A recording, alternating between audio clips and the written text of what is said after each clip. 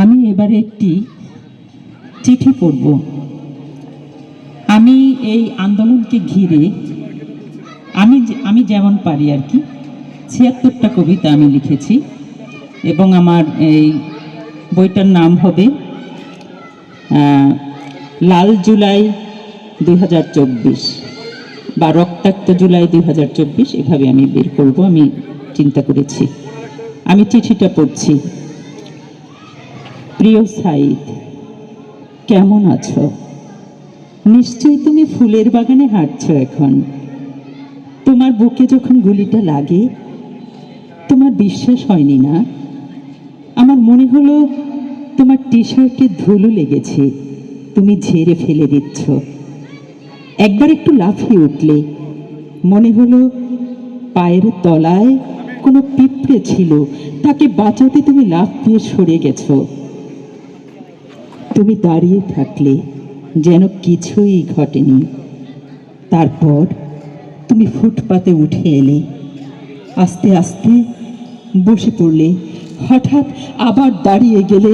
এখনই বসে পড়লে চলবে কেন? সবে তো শুরু।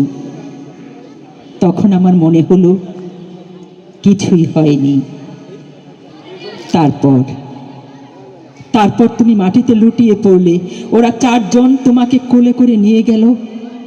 সংবাদ এলো তুমি অত্যাচারীর পৃথিবীকে ঘৃণা ভরে ছেড়ে গেছ। বিশ্বাস হচ্ছিল না। বারুদের মতো জ্বলে উঠল বাংলাদেশ, ফুঁসে উঠল ছাত্ররা, সারা বাংলাদেশের মানুষ নির্বাক। তুমি এক বুক অভিমান নিয়ে চলে গেলে। তোমার রক্তে হাত রাঙালো শৈরিনী। তোমার উপর জুলুম করে ওরা বাঁচেনি। ওরা তো জানে না তুমি বাংলার মানচিত্র, তুমি পদ্মা, মেঘনা, যমুনা, তুমি পতাকার লাল সূর্য।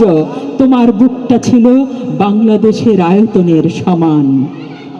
ওরা ঝাঁঝরা করেছে বাংলার মানচিত্র, এখনো চুইয়ে চুইয়ে রক্ত ঝরছে। ক্ষমা করো সাইদ, তোমার কোটি কোটি মাকে, অযোগ্য অথর্ব শিক্ষককে। তোমাকে বাঁচাতে পারিনি। ক্ষমা করো বাংলার মাটিকে।